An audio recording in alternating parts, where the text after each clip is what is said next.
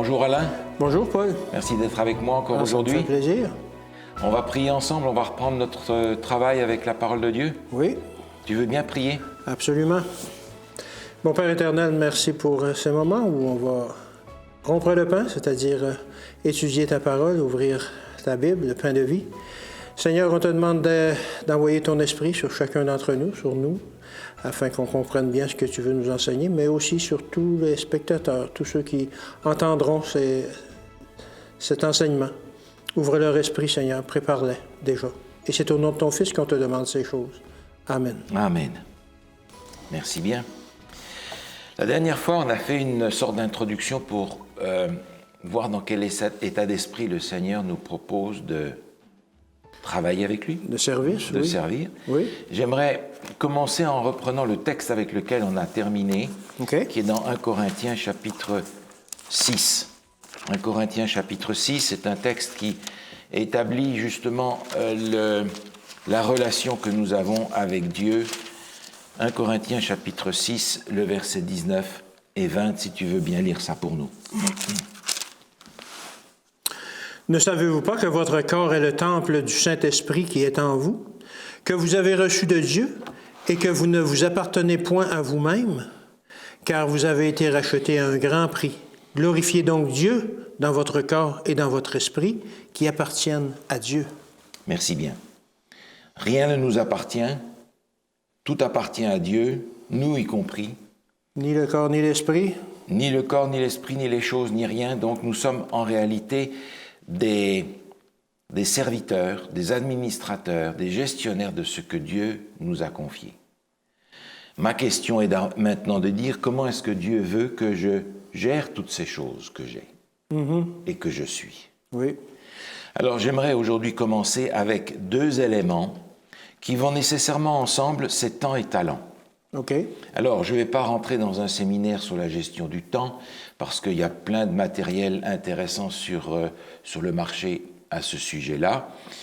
Mais la gestion du temps va être nécessaire pour pouvoir en avoir pour le service, c'est-à-dire l'utilisation de mes dons et de mes talents.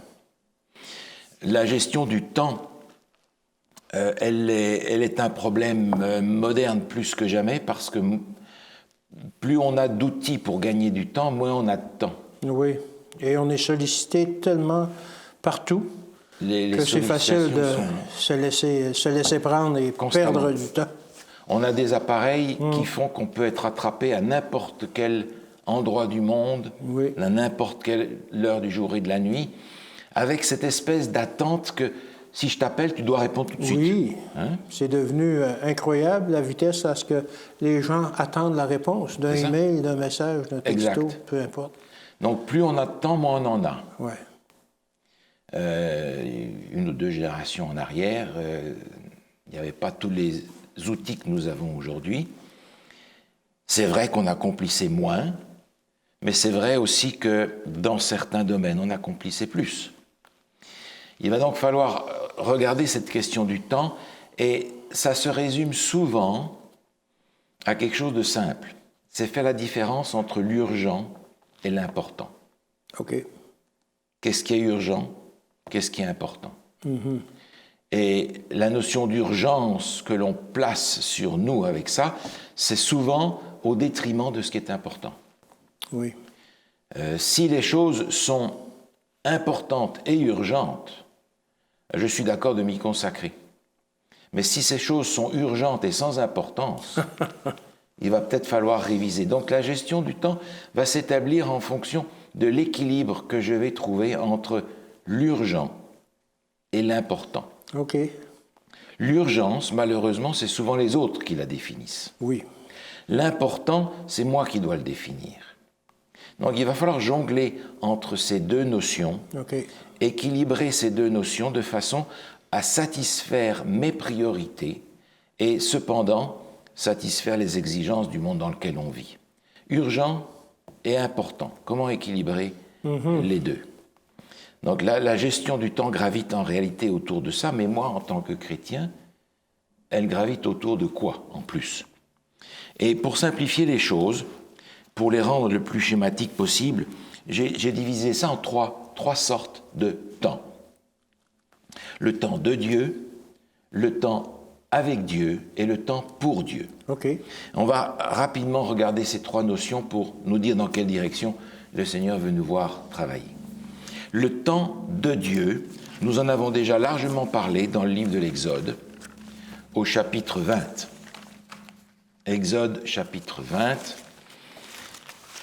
Je vais simplement te demander de relire, si tu veux bien, le verset 8 à 11. Exode, chapitre 20, le verset 8 à 11. « Souviens-toi du jour du repos, pour le sanctifier. Tu travailleras 6 jours, et tu feras tout ton ouvrage. Mais le 7e jour est le jour du repos de l'Éternel, ton Dieu. Tu ne feras aucun ouvrage, ni toi, ni ton fils, ni ta fille, ni le serviteur, ni ton serviteur, ni ta servante, ni ton bétail, ni l'étranger qui est dans tes portes. Car en 6 jours l'Éternel a fait les cieux, la terre et la mer, et tout ce qui est contenu. Et il s'est reposé le 7e jour. C'est pourquoi l'Éternel a béni le jour du repos et l'a sanctifié. » Merci bien. On découvre dans ce texte, au verset 10, que le 7e jour est le jour du repos de l'Éternel, ton Dieu. C'est un jour qui appartient à Dieu. C'est le temps de Dieu. Et ce temps de Dieu, il veut le partager avec nous. Il nous demande de le partager avec lui, c'est-à-dire de venir nous mettre en relation avec lui. Nous mettre sur la même longueur d'onde que lui, dans le sens où, on l'avait déjà fait remarquer, le jour du repos de Dieu, c'est le jour où Dieu renouvelle son salut à mon égard, parce que le jour du repos est le signe, l'emblème du salut par la foi en Jésus-Christ. Oui. Donc le temps de Dieu, défini de cette façon-là, je ne vais pas non plus faire ce que je veux avec le temps de quelqu'un d'autre. Si c'est le temps de Dieu, alors qu'est-ce que Dieu veut que je fasse de ce temps-là? Et là, on repart dans une étude qu'on a déjà faite, l'observation du sabbat. Comment est-ce que Dieu veut que j'observe le sabbat? Oui. Parce que c'est le temps de Dieu. Ce n'est pas du temps qui m'appartient, ce n'est pas du temps dont je dispose pour mon propre plaisir, c'est un temps dont Dieu dispose pour établir une relation avec moi. Donc c'est déjà une toute autre mentalité. Reconnaître que le sabbat, c'est le temps de Dieu, m'amène à être aussi un gestionnaire du temps de Dieu dans cette journée-là. Et par conséquent aussi, dans les autres rubriques que l'on va regarder, du reste du temps que le Seigneur me donne.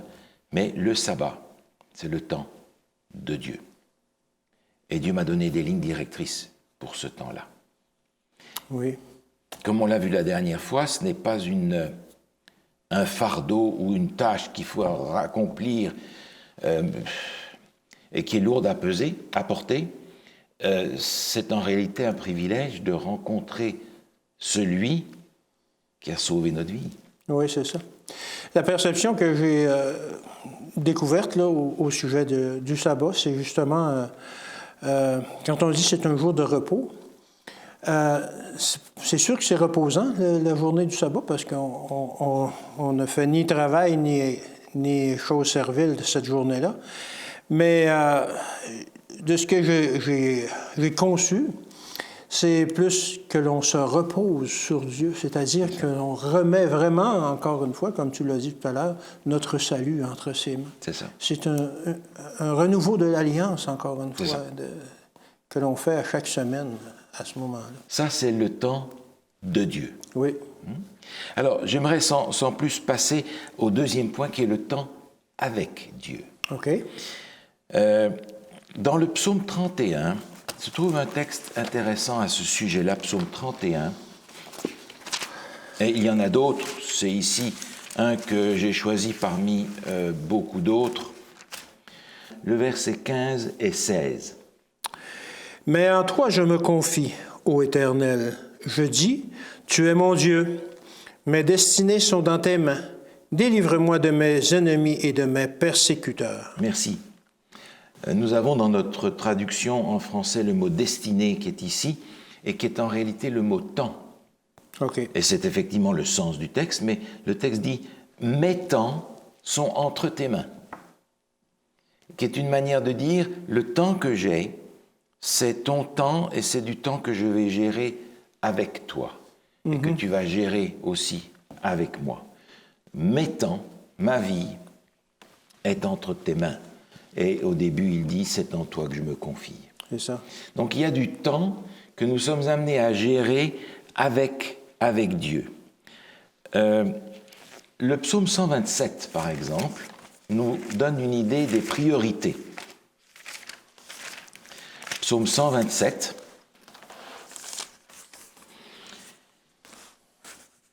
Le verset 1 et 2. Si l'Éternel ne bâtit la maison, ceux qui la bâtissent travaillent en vain. Si l'Éternel ne garde la ville, celui qui la garde veille en vain. En vain vous levez-vous le matin, vous couchez-vous tard, et mangez-vous le pain de la douleur. Il en donne autant à ses bien-aimés pendant leur sommeil. Voilà. Ça, c'est un passage que mon père m'envoyait quand je me préparais pour les examens et que je travaillais jour et nuit. Et il me dit, mais écoute, fais ce que tu peux et puis remets le reste entre le Seigneur. Si tu manges tes nuits à réviser, c'est pas sûr que tu sauras mieux le lendemain matin. Ouais. Il en donne autant à ses bien-aimés pendant leur sommeil. Il a cet équilibre dans le temps. On voit ici quelque chose qui ressemble à un temps très moderne, où on travaille jour et nuit pour amasser davantage. Pour y arriver, et on n'y arrive même pas. Et parfois, on n'y arrive pas. Ouais. Et Dieu il dit ici, écoute, tu fais ce que tu peux, et je vais pourvoir. Cherchez premièrement le royaume des cieux, et tout le reste vous sera donné par-dessus. Ouais. Question de priorité dans l'utilisation de notre temps. Si j'utilise tout mon temps pour accumuler davantage, pour pouvoir acheter une maison trop chère pour mes moyens, etc., je vais rentrer dans la dynamique actuelle, qui est une course au matérialisme. Alors que Dieu me propose de passer du temps. Et le temps, en réalité, ici, on en parlera aussi dans la gestion du corps, est en rapport avec le sommeil aussi. L'équilibre dans notre vie. Ce temps avec Dieu, Jésus nous en a donné l'exemple. Dans l'Évangile selon Marc, au chapitre 1er, Jésus nous donne l'exemple de ce temps avec Dieu.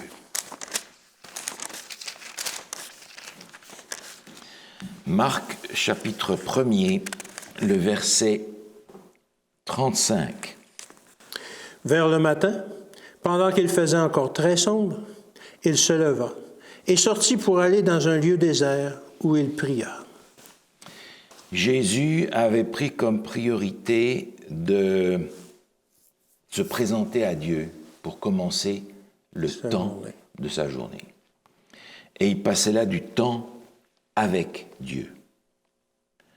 Et je comprends que c'était probablement le seul moment auquel il pouvait se consacrer à la prière, parce que toute la journée, il était accaparé par toutes sortes de besoins, toutes sortes d'interventions des gens qui demandaient toutes sortes de choses, des guérisons, des miracles, des questions.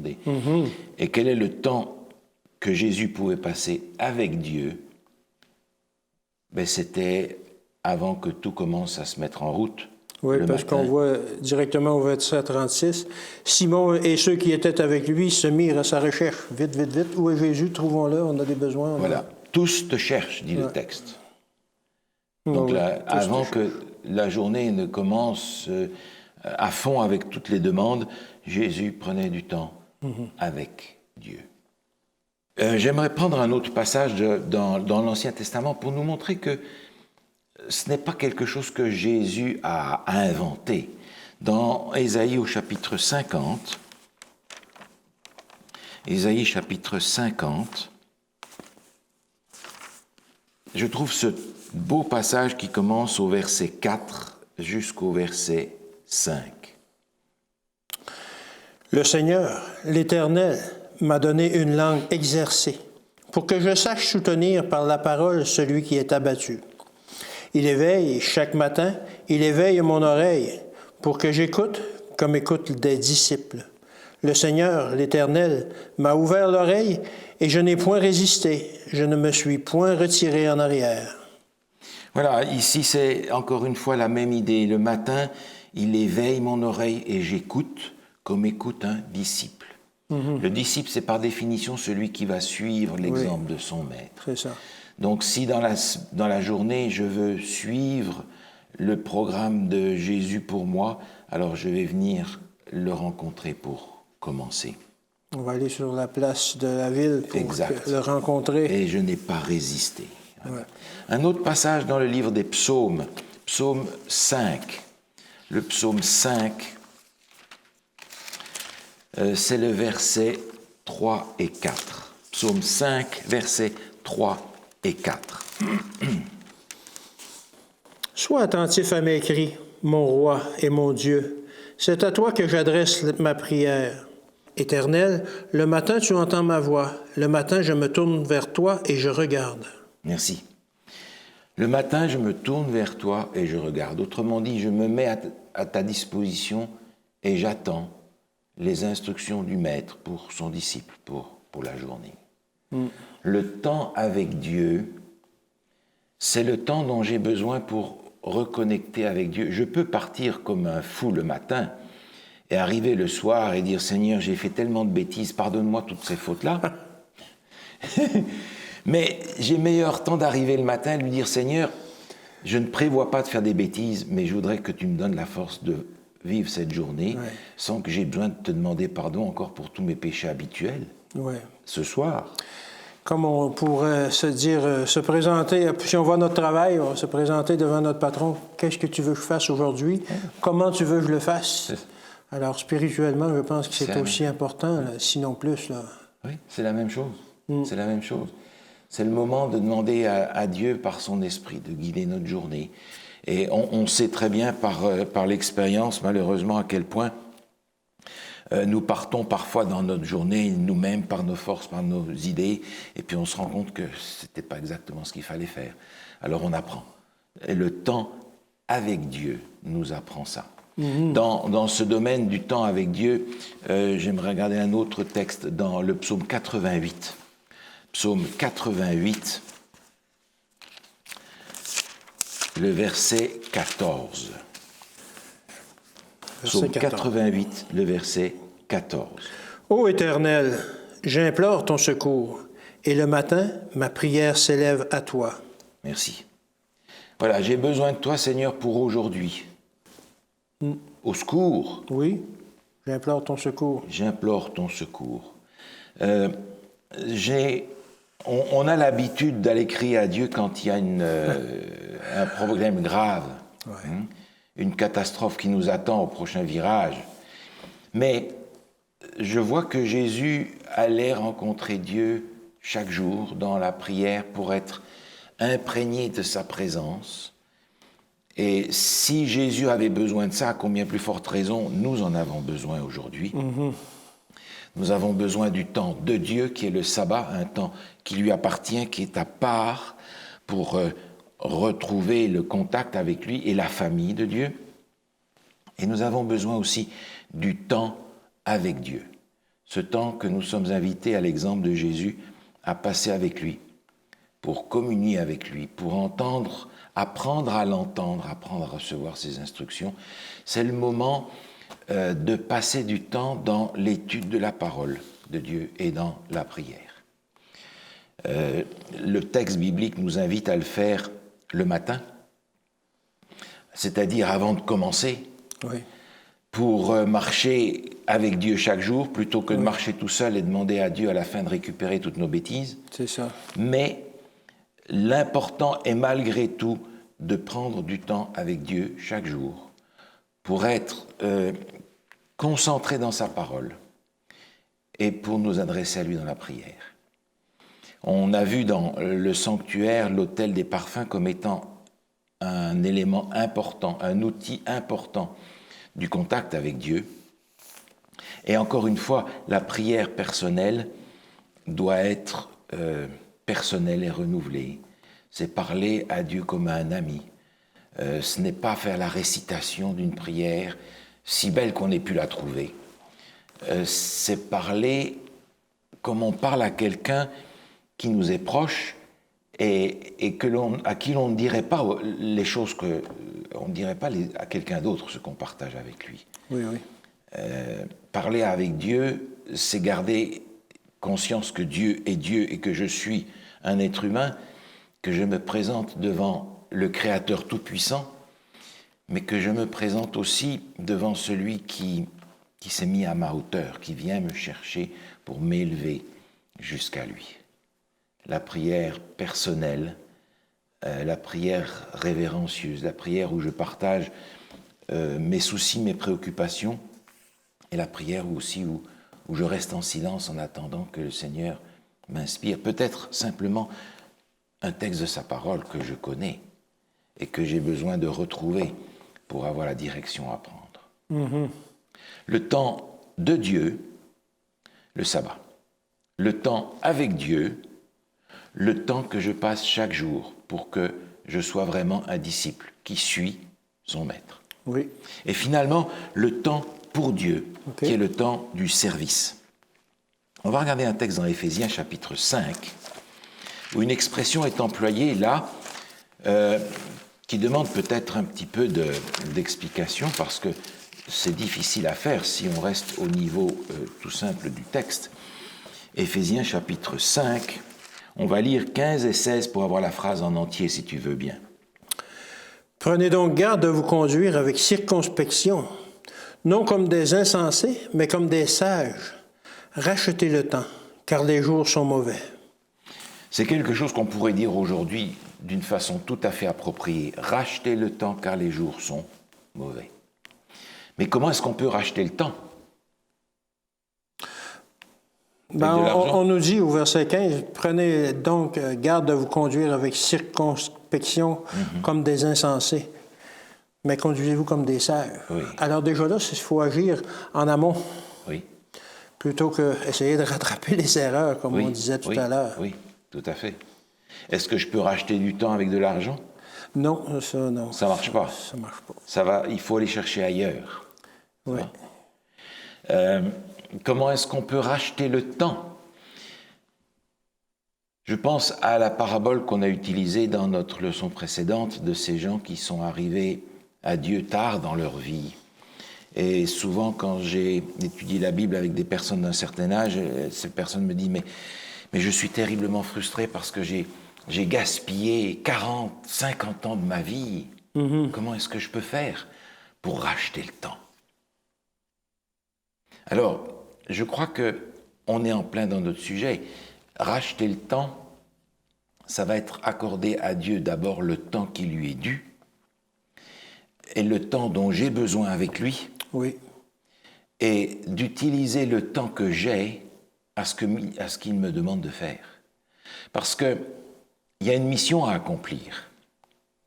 Et ce qui fait traîner le temps, c'est le fait que nous n'accomplissons pas la mission aussi vite et aussi fort que le Seigneur voudrait qu'on l'accomplisse. Donc racheter le temps, c'est effectivement me lancer dans le service pour que l'œuvre de Dieu avance, pour que la mission qu'il nous a donnée avance.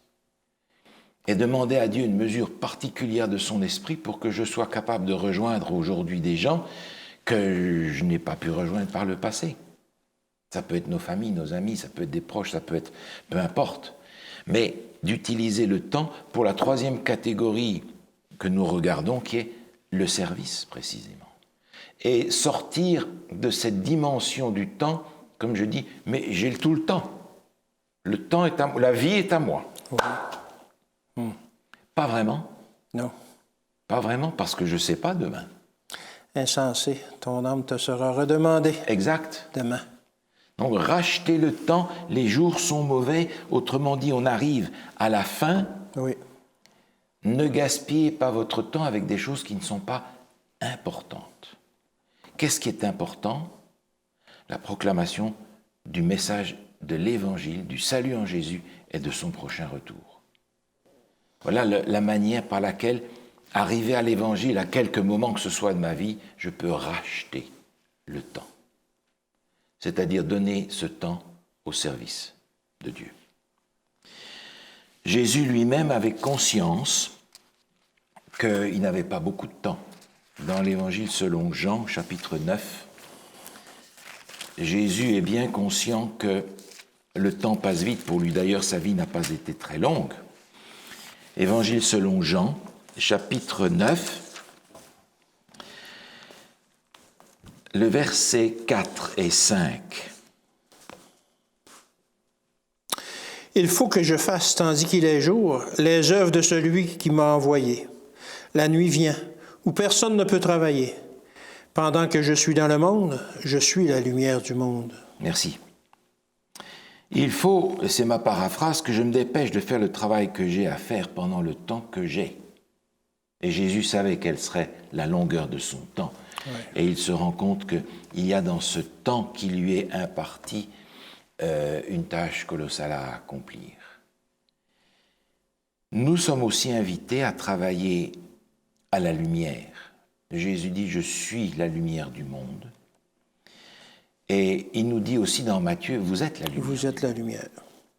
Alors, je ne serai la lumière du monde que dans la mesure où j'ai reçu déjà cette lumière pour moi-même, cette connaissance, cette intelligence, cette maturité, cette compréhension du plan de Dieu pour le partager à l'extérieur.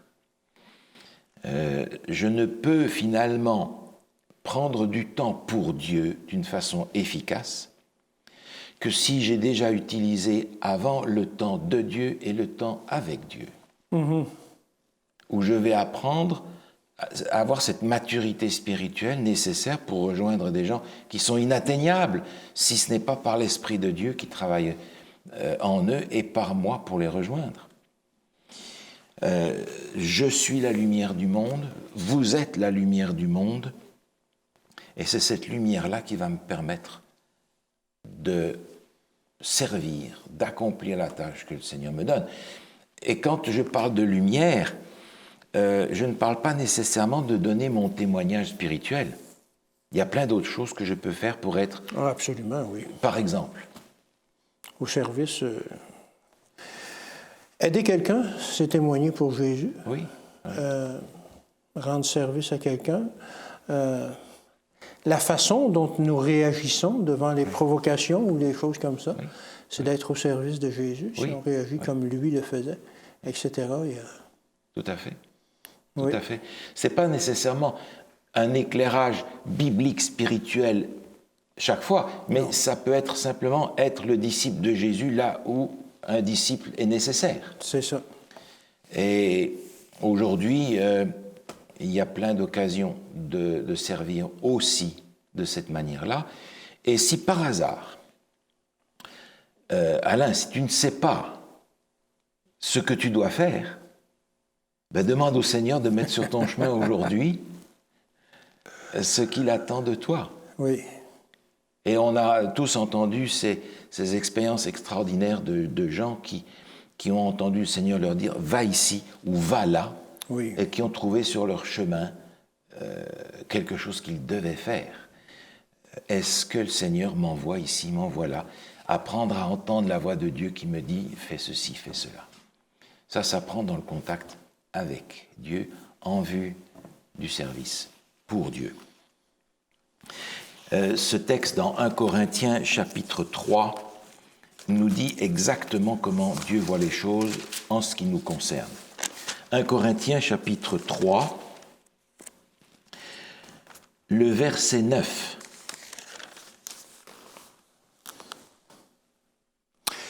Car nous sommes ouvriers avec Dieu.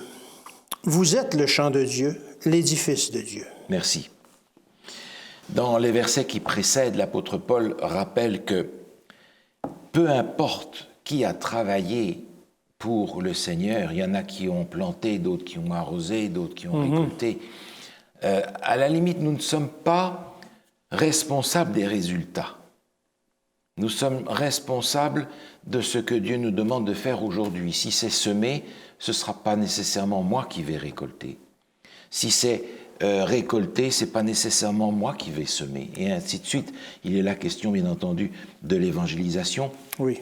Mais il en est de même pour tous les services que l'on a à offrir à Dieu, parce que nous sommes ouvriers avec Dieu.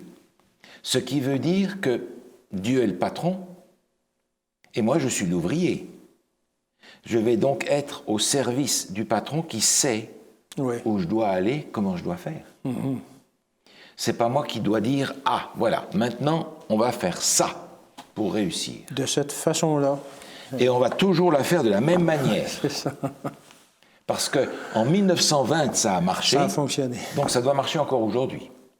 Ça a marché en Chine, donc ça doit marcher en France. Le patron, le Seigneur, qui est lui le maître évangéliste, a peut-être à nous apprendre quel service je dois offrir pour que ça porte des fruits à sa gloire et pas à la mienne. Alors, parfois, on compte les baptêmes. Ah, il y a eu tant de baptêmes, tant de baptêmes. C'est bien, parce qu'on a toujours une joie énorme à voir les fruits du travail. Mais qui a converti les gens? Ah, c'est pas nous. Non. On peut avoir été les instruments, là, mais c'est l'Esprit, c'est Dieu. On peut et on doit être des instruments, mais on n'amène personne à la conversion. Non. C'est on n'a Dieu rien qui à offrir. convertit. Sinon, le salut par Jésus. C'est tout ce qu'on a à offrir. Le cadeau ne vient pas de nous, il vient de Jésus, vient de Dieu. Tout à fait. Nous sommes ouvriers avec Dieu. Et Dieu nous dit, nous sommes des serviteurs inutiles parce que Dieu pourrait arriver à son objectif sans nous utiliser nous. Et quand je comprends que nous sommes des serviteurs inutiles, je comprends que Dieu, dans sa grâce, va m'utiliser parce que le service qu'il m'offre est nécessaire à ma transformation et à mon salut. Donc être utilisé par Dieu pour le service, c'est probablement le moyen le plus efficace que Dieu a trouvé pour que moi je sois sauvé. Pour que je sois sauvé. Parce qu'en voulant amener les autres à Jésus-Christ, je vais probablement devoir me rendre compte que j'ai besoin des armes de Jésus-Christ pour arriver à... De changement dans ma vie, etc. Ouvrier avec Dieu. On retrouve cette image des serviteurs qu'on a vue dans notre leçon précédente. Et ici, l'œuvre à accomplir est claire. Elle est décrite par Jésus dans le livre des Actes, au chapitre 1er. Dans le livre des Actes, au chapitre 1er, c'est le verset 8.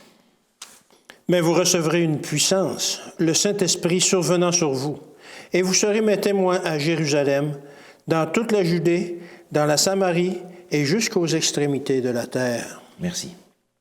Vous serez mes témoins. Et je serai témoin quand j'aurai été investi du Saint-Esprit. Vous allez recevoir la puissance du Saint-Esprit. Je peux faire tout un tas de choses pour être un témoin, mais ça ne va pas nécessairement être ce que le Seigneur demande, si c'est moi qui fais la chose à ma manière. Dieu veut me donner son esprit. Il va faire de tous ceux qui reçoivent le Saint-Esprit au baptême des témoins. Et il dit, voilà, vous allez aller à Jérusalem, c'est là où tu es. Dans la Judée, c'est la province où se trouve Jérusalem. Samarie, c'est la province à côté. Et jusqu'aux extrémités de la terre. C'est ça. Dieu va parfois demander à des gens de rester à Jérusalem. Il va demander à d'autres de sortir de Jérusalem et d'aller un peu plus loin. À d'autres, il va leur dire d'aller dans le pays voisin. À d'autres, il va leur demander d'aller à l'autre bout du monde. Il y a du travail partout dans ce cadre du témoignage que nous sommes invités à porter. Et vous serez mes témoins. On ne témoigne pas de nous, on témoigne de Jésus, de Dieu. Absolument. On a notre témoignage à donner, mais notre témoignage, c'est ce que Dieu a fait pour nous. La transformation qu'il a fait et le salut qu'il nous a donné. Exactement. Jésus va donner encore ce mandat à ses apôtres. Dernière parole, probablement, dans Matthieu, au chapitre 28, où l'on retrouve les mêmes éléments que dans le texte des Actes qu'on vient de lire. Matthieu, chapitre 28, versets 18 à 20. Jésus, s'étant approché, leur parla ainsi. « Tout pouvoir m'a été donné dans le ciel et sur la terre. Allez, faites de toutes les nations des disciples, les baptisant au nom du Père, du Fils et du Saint-Esprit, et enseignez-leur à observer tout ce que je vous ai prescrit. Et voici, je suis avec vous tous les jours jusqu'à la fin du monde. » Merci. Tout pouvoir m'a été donné dans le ciel et sur la terre. Ce pouvoir va s'exercer par l'action du Saint-Esprit tel que Jésus le décrit dans Jean chapitre 14 et chapitre 16. Et ce pouvoir, il le donne à ses disciples. Ce qui est intéressant, c'est qu'en de ce texte, il manque un mot, entre le verset 18 et 19, qui ne se trouve pas malheureusement dans nos versions françaises, qui se trouve en anglais et dans d'autres versions, mais je ne sais pas pourquoi le français n'a pas traduit ce mot. C'est un mot qui se traduirait par conséquent. Donc, puisque tout pouvoir m'a été donné dans le ciel, puisque c'est ainsi, donc, allez, faites de toutes les nations des disciples. Les baptisant au nom du Père, du Fils et du Saint-Esprit, enseignez-leur à observer tout ce que je vous ai prescrit. Pas simplement de nouveaux enseignements, une nouvelle conception des choses, mais enseignez-leur à observer, à pratiquer. C'est-à-dire que la foi chrétienne n'est pas un credo à afficher au mur, c'est une vie à vivre. Oui. Et c'est là le plus difficile, bien entendu. Mais les disciples sont invités à enseigner aux autres à vivre une vie chrétienne de disciples. Ça va être l'objet des leçons qu'on regarde, où il y a les outils concrets que Dieu donne pour entretenir, développer, maintenir la relation avec lui et être outillés pour le service. Enseignez-leur à observer, à pratiquer et amenez-les à recevoir Jésus comme votre sauveur. Et eux-mêmes vont recevoir le Saint-Esprit. C'est donc une dynamique qui se reproduit parce que ceux qui ont reçu le Saint-Esprit au baptême, à quoi sont-ils appelés? À être aussi des apôtres. Oui. Allez et chercher ceux qui sont autour de vous pour les amener à Jésus-Christ. Tout pouvoir m'a été donné. Et je me réjouis de ce que Jésus nous dise cela parce que parfois on a l'impression d'aller comme Jean-Baptiste prêcher dans le désert. Oui. Mais il faut nous rappeler que si prêchant dans le désert, on met la semence, peut-être qu'un jour le Seigneur viendra arroser lui-même cette semence, au jour où on ne sera peut-être pas là pour voir la semence, où on ne sera pas là pour la récolter. On est donc invité à avoir dans notre vie chrétienne une gestion du temps. Une gestion du temps qui gravite autour de cet équilibre entre l'urgent et l'important et qui se découpe en 3 morceaux. Le temps de Dieu, le sabbat. C'est un temps qui lui appartient, qui ne m'appartient pas. Le temps avec Dieu, c'est le temps dont j'ai besoin avec Dieu. Le temps que je dois passer avec lui, comme le disciple, l'ouvrier qui vient chercher les ordres du maître pour la journée. Comme Jésus faisait lui-même par rapport à son Père. Oui. Et finalement, le temps pour Dieu, le temps que je vais choisir de consacrer au service. Sans aucun doute, ma vie est entière au service. Parce que je suis disciple 24 heures sur 24. Mon objectif de vie n'est pas premièrement de gagner ma vie dans un atelier, dans un bureau, ou peu importe. C'est parce que Dieu m'a envoyé là pour y accomplir une tâche. Oui. Que ce soit dans un atelier de mécanique, dans un bureau d'ingénieur, ou peu importe, si le Seigneur m'envoie là, c'est parce que j'ai une tâche à accomplir là, mis à part gagner ma vie. Mais dans le temps que j'utilise pour mon travail, je peux toujours me poser la question de me dire, mais enfin, dans le temps que j'ai, mis à part mon travail, combien de temps est-ce que je vais consacrer à un service pour Dieu? Et ce service peut être extrêmement diversifié. Ça peut être servir dans l'Église pour l'école du sabbat des enfants. et ne pas me limiter à raconter une histoire pour les garder tranquilles. Oui, oui. Comment est-ce que je peux leur faire comprendre le salut en Jésus? Comment est-ce que je peux faire de ces enfants des disciples à l'école, là où ils sont, etc. Je peux servir l'Église comme diacre et travailler dans l'Église de sorte que tout fonctionne et qu'on peut se centrer sur la mission de l'Église, parce que moi, je me suis centré sur ma mission dans l'Église. Qu'on ne soit pas distrait. On a souvent pensé que pour servir, il faut être visible devant tout le monde et prêcher, mais je peux servir en nettoyant l'Église quand il n'y a personne pour regarder que je le fais. Le meilleur service qui me garde dans l'état d'esprit du service de Jésus, c'est quand je sers et que personne ne me regarde. Que je le fais pour Dieu et pas pour que les gens me disent « Oh, mais t'as vu comme il travaille bien, hein? T'as vu comme il prêche bien, t'as vu comme il fait ça bien, hein ?» Non. Le service peut prendre des formes extrêmement discrètes. J'aimerais, en terminant, lire 3 paragraphes que j'ai trouvés extrêmement stimulants pour moi-même. Prenez du temps, seul, au commencement de chaque jour, pour chercher la présence de Jésus, par l'étude de sa parole et par la prière. Après vous être abandonné à Jésus, c'est la seule chose que vous pouvez faire pour être un vrai chrétien. Si vous ne faites pas cela, vous n'êtes pas un chrétien, mais simplement un homme de bien. Oh. Beaucoup de vérité là-dedans. Oui. Malgré la miséricorde divine à notre égard, combien d'entre nous dans nos églises sont des serviteurs de Dieu vraiment humbles et dévoués, qui sont peu nombreux, ceux dont le cœur est rempli de gratitude pour avoir été appelés à travailler dans l'œuvre du Seigneur et à participer aux souffrances du Christ.